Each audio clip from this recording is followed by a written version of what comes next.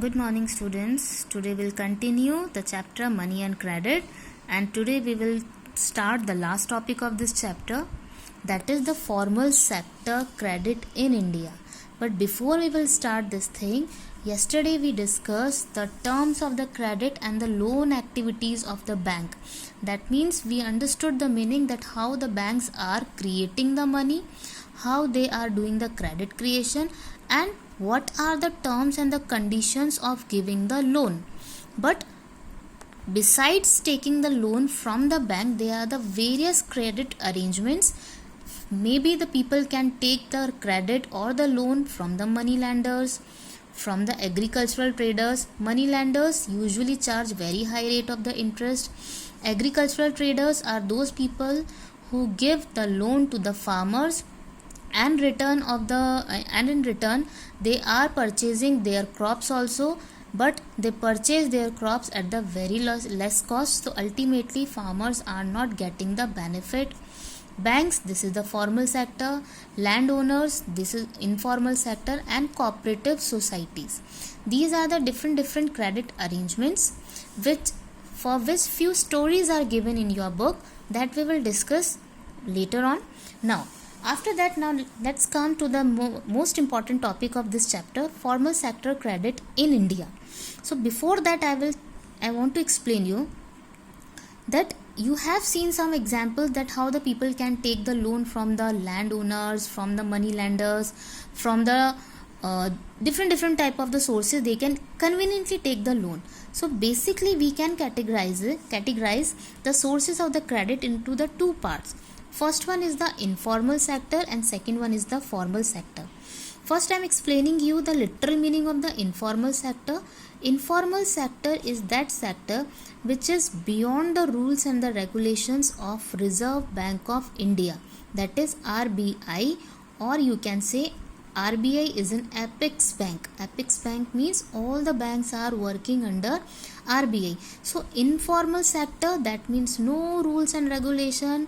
No particular institution is there who is going to look after the functioning of this sector. That means they can charge any rate of interest according to their wish. Any terms of credit they can set. No one is going to look after them. Whereas the second sector is the formal sector. Formal sector is that sector which is completely controlled by the RBI. That means all the banks, cooperative societies, NABARD, rural banks, everyone will work under the rules and the regulations of the RBI. They have a proper set of rules and the regulation. No one can abide them. Okay. So now, example of the informal sector: money lenders, relatives, friends, landlords. These all are the informal sector, those who can charge any rate of interest, any terms of credit they can ask from the borrower. Whereas the formal sector, banks, they have to work according to the rules of RBI. Rural bank, that's like Grameen Bank, Grameen Sahakari Bank, different type of the rural banks are there. NABARD is also there. Cooperative societies, self-help group, all these are your formal sector which are working properly according to the rules and regulations of the RBI. Now first let's start about the formal sector, that what are the qualities of the formal sector. See, formal sector is working under the rules of the RBI. That means in our country, Reserve Bank of India is the apex bank which completely supervises the functioning of all the commercial banks, all the cooperative societies, all the financial institutions. And RBI monitors the banks in maintaining the cash. Yesterday we discussed that how the loan activities are going to be done by the banks. That means RBI is the only sole authority who can issue the currency, and RBI, it is their responsibility that how much the banks are maintaining the cash reserve. That means yesterday I gave you the example that every bank has to keep some amount in the cash so that the customers can come for the withdrawal. So maybe 20%, maybe 15%. So this is the rule of the RBI that every bank has to maintain the cash. So RBI always monitors the banks in maintaining the cash. Are they maintaining the cash or not, or they are giving the money in for the loan purposes. So time to time RBI see that the banks are giving loans, just that the banks are giving the loans only for the profit making just to the businessman or to the traders, or they are giving the loans to the small traders, small businessmen, or the small scale industries or not. So RBI always supervises the commercial bank. That means how much money the banks have to keep in the cash form, how much money the banks have to deposit with the RBI, how the banks are giving the loans to the public. Everything will be supervised by the commercial bank, and time to time RBI always check that banks are maintaining the cash or not. Along with that, they always look into this matter that the banks are providing the loans only to the big businessman or to the rich people, or they are doing the welfare also by providing the loans to the small cultivators, to the small scale industries, or to the farmers or not.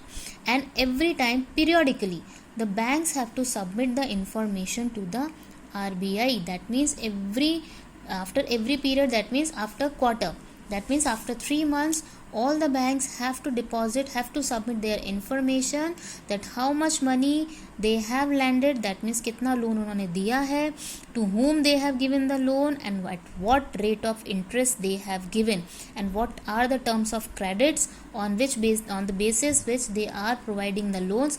Every information they have to submit with the RBI. Now let's discuss about the informal sector. No one supervises the informal sector. That means as compared to the formal sector where the RBI properly supervises them, there is no organization who can control or who can supervise the informal sector. So you can say that they charges the higher rate of interest also, because informal sector, their main motive is to earn the profit, so that they usually charges the higher rate of interest also. As like we have seen, you can read few stories are given in which the people, one story is given of a Shamal in Sonpur. He was indulged because he borrowed the money from the informal sector, so then he has to repay the greater rate of interest as along with the principal amount also. So it makes the borrowers to indulge in the debt trap. Same example we have taken of the Swapna's condition also, because she took the loan from the informal sector, so she had to sell her some part of the land also, and she indulged in the debt trap. Affordable and the cheap credit is important for the countries. That means in the rural areas, maximum the poor people you take the loan from the money lenders or from the landlords, and because of that they are indulged in the debt trap. So it is important in our country that some cheap and the affordable credit facility should be available. It automatically increase the development of the country also, because poor people also need the loan at the cheap rate of interest just for the cultivation, so that they can grow the crops, or maybe some poor people also want the loans for the small scale industries. If they will get the loans at the affordable and the cheap rate of interest, it would be easy for our country, and it will be good for the country's development. So formal sector needs to be expanded. That means we want that the formal sector should be expanded. Now why I am saying that the formal sector needs to be expanded? Here you can see 4 pie diagrams are there. In the first pie diagram you can see this blue portion is informal and this purple one is the formal. Poor household, maximum 85% people are taking the loan from the informal sector, and hardly 15% people are taking the loan from the formal. Whereas in the household, the ratio is little bit similar, but in the rich or in the well-off household, you can see 72% and 90% people are taking the loan from the formal sector. That means from the commercial banks. and very less people are taking the loan from the informal sector. So why they are taking the less loan from the informal sector? Because they want security, and there is a proper terms of the credits are there, and same thing, these well off and the rich people are able to give the collateral, which is not possible for the poor household people. Along with that, heavy documentation is also required in the commercial banks.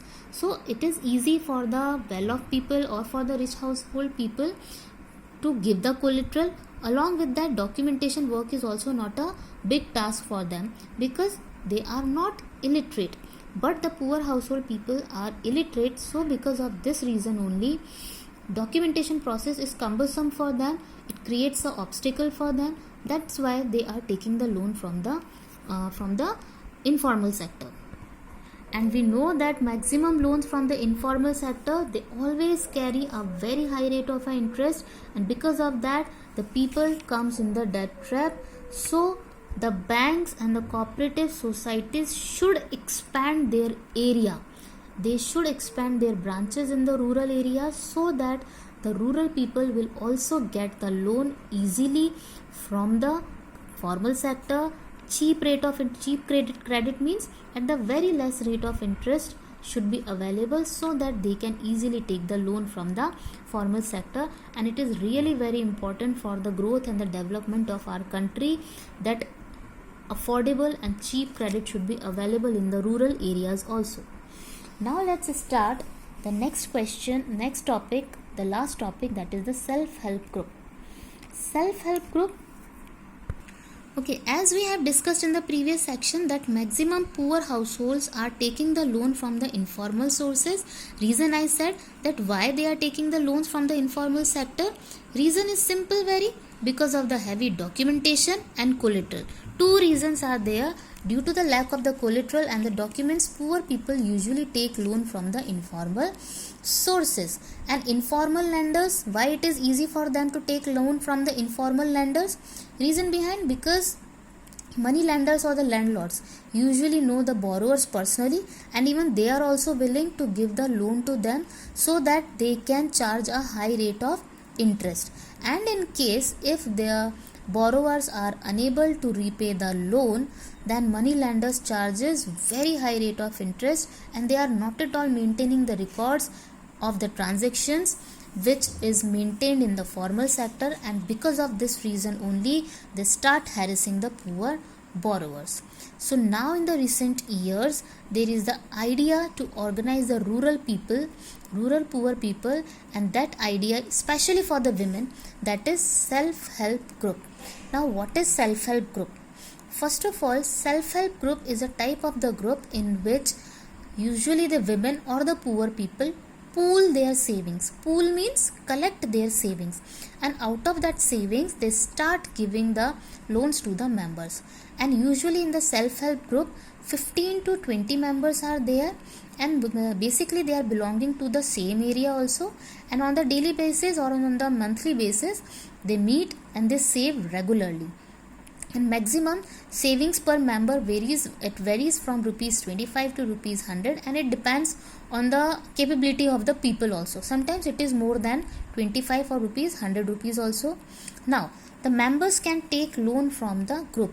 That means from this self-help group, those members who are saving the money on the regular basis, they can take the loan from the self-help group, and the group charges a very less rate of the interest.